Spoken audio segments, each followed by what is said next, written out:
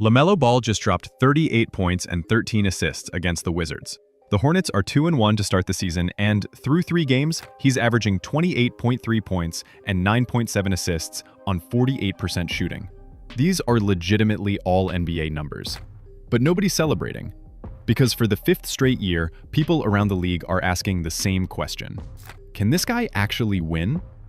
He just turned 24 years old last August, won All-Star appearance back in 2022, Rookie of the Year in 2021.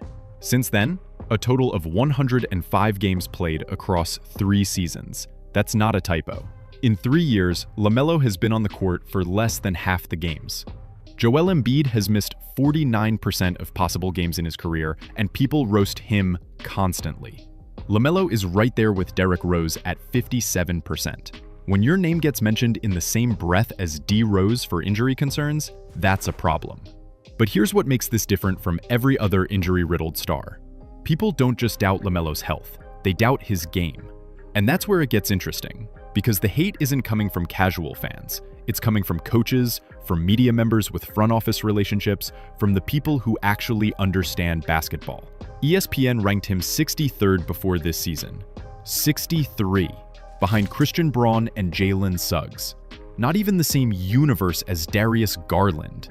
Think about that for a second. The criticism follows a pattern. First, it's the injuries.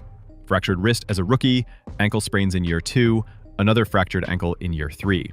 Last season, a calf strain, then more ankle and wrist issues that eventually ended his year in March with 2 minor surgeries. The Hornets shut him down after 47 games because, what's the point? They weren't making the playoffs anyway. Charlotte has the longest active postseason drought in the NBA at 9 years. They haven't won a playoff series since 2002. LaMelo was 1 year old. But the deeper issue is the style. Watch him play and you'll see why some people think he's incredible and others think he's a losing player. Last season, he launched 11.2 threes per game, most in the league, shot 34%. Not great. But this season, he's hitting 41.9% from 3 on high volume. That's legitimate elite shooting. Some of these shots are genuinely Steph Curry level. One-footed fadeaways, pull-ups from 30 feet, shots that make defenders look silly. The problem is, he knows he's that good. So when that confidence turns into early shot clock contested threes, coaches lose their minds. That's not basketball, that's hero ball. His floater game has always been elite. Last year, Ball averaged 4 floaters per game at 48% efficiency. Only Trae Young had better volume and numbers. LaMelo's got the size at 6'7" to use that length in the pick and roll, slow down, put his man in jail, and hit the soft touch over bigs. Beautiful basketball when he does that. But what he doesn't do enough is attack the rim. Last season, he averaged just 5 free throw attempts per game. This year, through 3 games, he's at 3.7.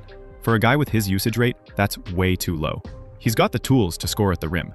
Long, coordinated footwork, can finish with both hands. But he avoids contact. You'll see him turn the corner off a screen with all this space in the paint, and instead of going through the big's body to generate a layup or a foul, he'll pick up his dribble early and take a tougher shot. Why? Nobody knows. Then there's the passing. That's his best skill. The vision is absurd. Eyes in the back of his head. At 6'7", he can make any pass on the floor.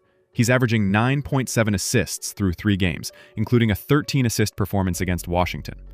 Watch him blast off a screen, see the weak side defense dig down, and whip a left-handed pass through a tight window for an assist. Insane. But with that aggressive passing comes turnovers. He's at 3.7 per game this season, right around his career average of 3.3. Defense is where things get ugly. At 6'7", with that length, he should be at least above average, but his focus is inconsistent. He goes under screens and gives guards way too much space. If you give any elite guard that kind of room coming off a screen, your help defense is getting cooked. His off-ball awareness is weak too. Too many times he's lazily reaching for steals, leaving shooters wide open, or just ball watching with his back turned to his man, which becomes an easy bucket. The bigger concern is we've never seen LaMelo in a true high-pressure, must-win situation. He grew up playing casual AAU ball, and it's kind of been the same vibe in Charlotte for 5 years. But here's where things flip. Zach Lowe, probably the most respected NBA writer among front offices, pushes back hard on the LaMelo criticism. His argument? Who is LaMelo supposed to pass to? Charlotte hasn't built a contender around him. And honestly, the Hornets are where careers go to die. They've never had a true superstar, never made a conference finals, missed the playoffs 9 straight years. There are a few franchises you do not want to get drafted by. Kings, Wizards, Pelicans, Hornets. You need Michael Jordan to turn that around. Oh wait, they had him. Didn't work. So expecting LaMelo Ball at 24 years old to be that franchise savior is unfair. But this brings us to the real question. The third reason people doubt him. The one that could flip everything. Does he actually want to win badly enough? Think about Steph Curry. Early in his career, people said the same things. Great talent, but not a winner. Too small, too fragile, can't lead a championship team. His ankles almost ended everything. Warriors flamed out in the playoffs. But in 2013-14, Steph changed. He rebuilt his body, hired the right trainers, but most importantly, he let go of his ego.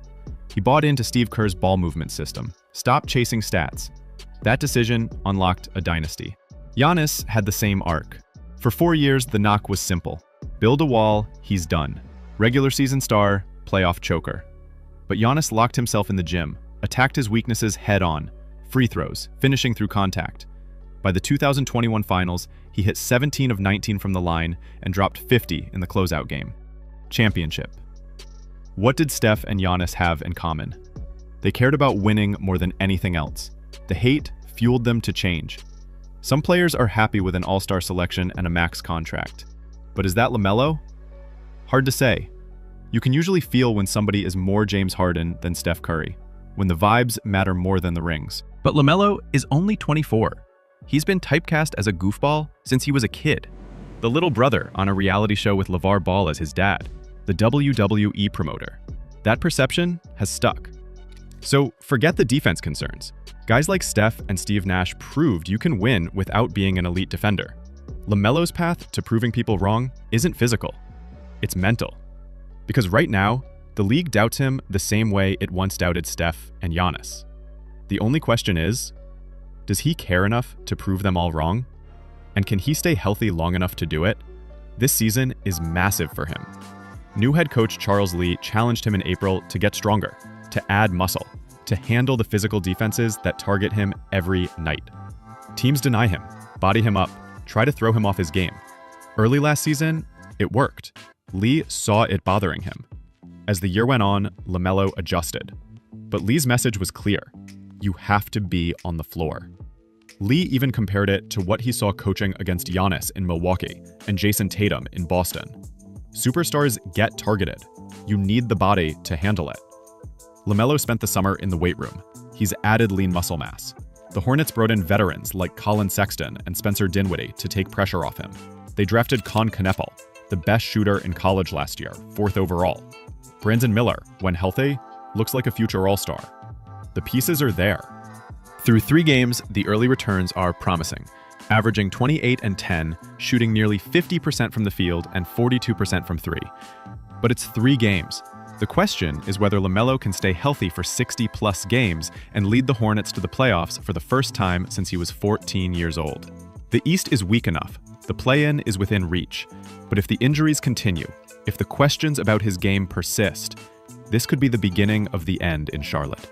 Trade rumors already swirl. His dad has publicly wished the Clippers would trade for him. The clock is ticking. LaMelo Ball is at a crossroads. He has all the talent in the world. He's showing it right now. But talent alone doesn't win championships. It doesn't even make playoffs. At some point, he has to decide if he wants to be remembered as the flashy kid who never figured it out, or as the star who silenced every doubter and changed the trajectory of an entire franchise. Time will tell.